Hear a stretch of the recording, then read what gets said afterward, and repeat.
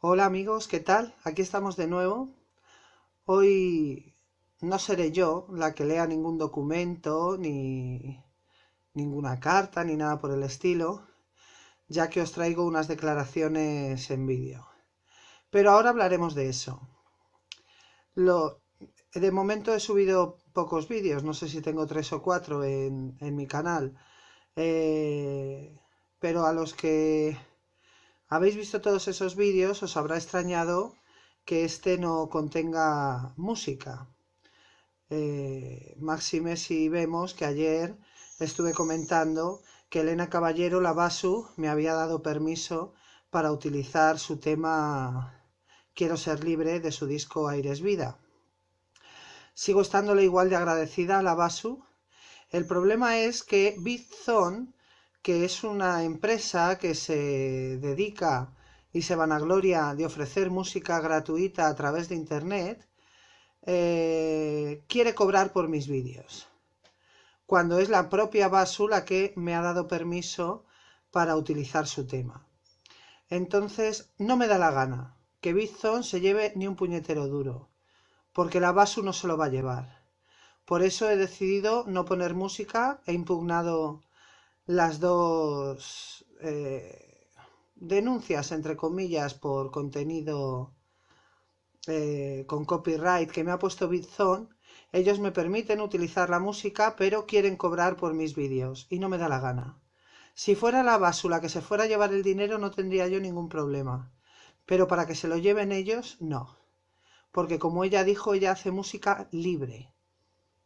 ¿Entendido? Por eso he decidido no poner música hoy a mi vídeo, para que Bizone no se pueda llevar ni un puñetero duro.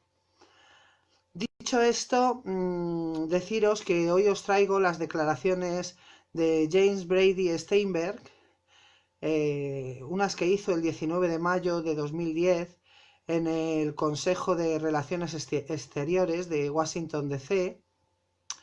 Y bueno, porque sepáis un poco quién es este hombre, en aquel momento, en octubre de 2010, Jim Steinberg, que es como se le conoce, todavía era subsecretario de Estado de la famosa Secretaría de Estado de Hillary Clinton, de la administración de Obama.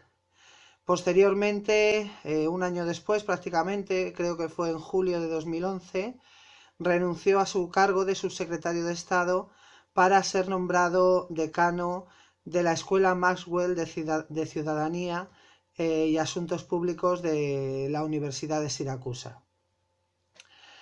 La página web de la Secretaría de Estado llamó a estas declaraciones Potencias, emergentes e instituciones globales. Orden mundial del siglo XXI. Y os dejo con ellas. Nos vemos, un saludo. Well, thank you, Karen. It's good to be here. I have to confess this is my first visit to the new council facility, and it's very impressive, and I look forward to many more. Karen's brief tour through my checkered past neglected two interesting, relevant observations. She mentioned that I was a senior fellow at the IISS in the mid-1980s, where I met a certain reporter for the Washington Post, who was the bureau chief there at the time, Karen DeYoung, and so it's an old both professional and personal friendship, and I'm delighted to share the stage with her. She also mentioned I served for a while as the head of the policy planning staff, and I'm delighted to see so many of my former colleagues from policy planning in the audience here, as so many other people that I've had the privilege of working with in and out of government over the years. So I look forward to your questions. I'm going to be very brief because I really think the opportunity for dialogue is better than what I can do for you in terms of prepared remarks. But I think it's fitting, since we are here at the Council, to recall in framing this discussion some remarks that my boss, Secretary Clinton, made to the Council just about a year ago in one of her most important sort of comprehensive speeches about the administration's overall approach to foreign policy. She said, and I'm just going to quote a little bit, she said, "Today we must acknowledge two inescapable facts that define our world. First, no nation can meet the world's challenges alone. The issues are too complex. Too many players are competing for influence, from rising powers to corporations to criminal cartels, from NGOs to Al-Qaeda, from state-controlled media to individuals using Twitter. Second, most nations worry about the same global threats, from nonproliferation to fighting disease to counterterrorism, but also face very real obstacles for reasons of history, geography, ideology, and inertia. They face these obstacles and they stand in the way of turning commonality of interest into common action. So these two facts demand a different global architecture, one in which states have clear incentives to cooperate and live up to their responsibilities, as well as strong disincentives to sit on the sidelines or sow discord and division. And I think it's hard to imagine a better way of framing the issues that are in front of us today, because if you believe, as the Secretary and President Obama have clearly indicated, that one of the core challenges of our time is to mobilize global cooperation to deal with these common threats, then what we need to do is to examine what's in our toolkit in order to make that happen, to understand these barriers to common action, the problems of collective action that are known to so many of you, and the difficulties of mobilizing people to act together, even when their interests are common, and to create the structures that will allow for an effective response.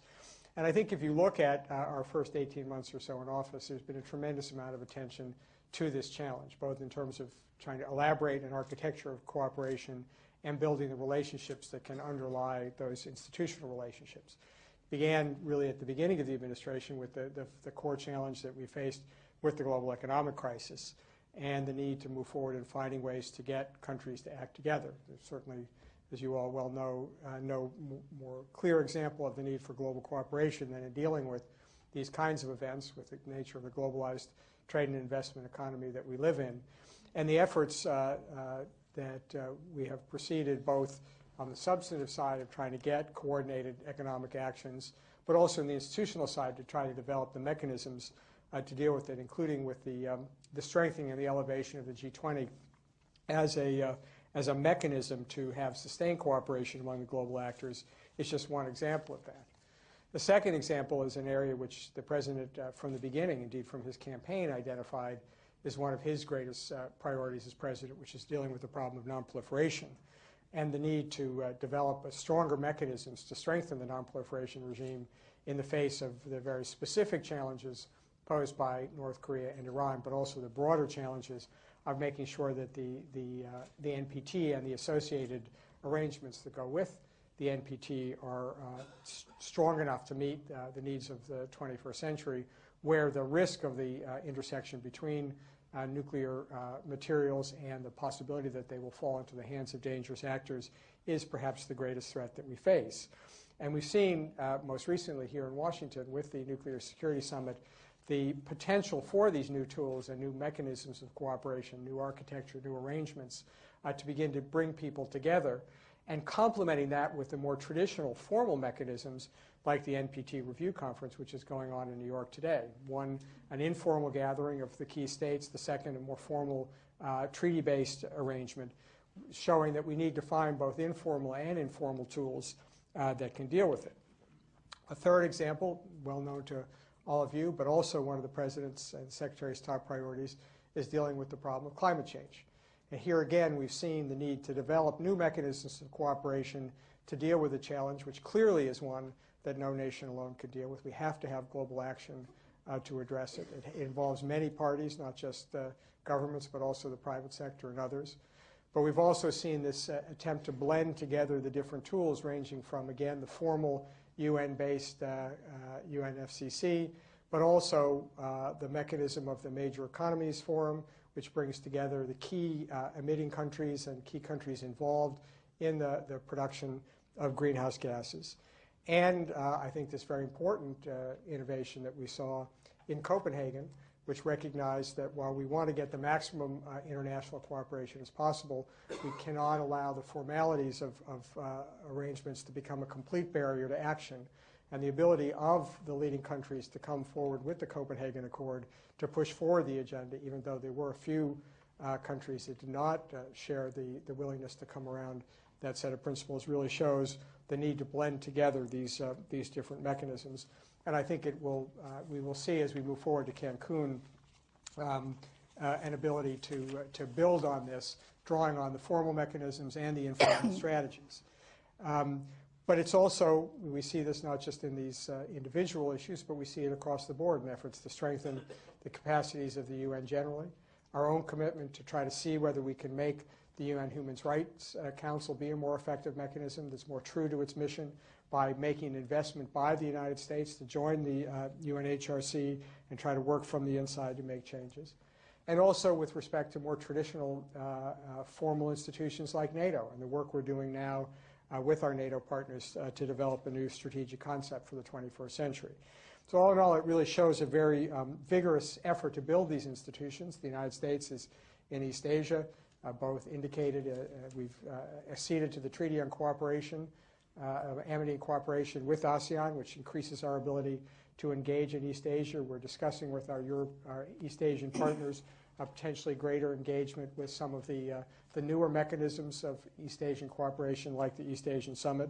But we're also working to reinvigorate the traditional efforts through APEC. So all in all, I think it's been a very fertile period of trying to experiment both with traditional and innovative approaches to international cooperation institutions. But at the end of the day, although, as I said, these efforts go beyond just the efforts of countries, countries are important. And in order to make these arrangements work, whether they're formal or informal arrangements, we have to have strong ties to the key countries and the key actors that drive these institutions. And for us, that begins with revalidating and strengthening our traditional alliance cooperations in both Europe, in this hemisphere, and in East Asia, as I mentioned, through our engagement through NATO, in Afghanistan through the strategic concept and the like, in East Asia with Japan and South Korea, issues that are going to be very prominently in display in the coming days, and with traditional partners in this hemisphere, with Canada and Mexico. Those of you who recall, it's important to remember with President Calderon here today that the President's first meeting with a foreign head of state was actually even before he was President, following the tradition of meeting with the President of Mexico, and that was followed shortly thereafter with his first foreign visit to Canada. But as I think has been clear, we've also made an effort building on those historic alliances to build stronger and newer ties with key emerging countries, beginning with the infamous reset with Russia, our new deepened engagement with China. Next week, the Secretary and Secretary Geithner will be in China for the second strategic and economic dialogue. With India, the following week, we will be holding the first meeting of our strategic dialogue here in Washington with India, and with the other key partners like Brazil, South Africa, Egypt, Indonesia, and others. So it's working on both of these levels, understanding that we need the frameworks of cooperation that involve many countries, but strong ties with the key systemic actors that allow us to meet these big challenges of the 21st century.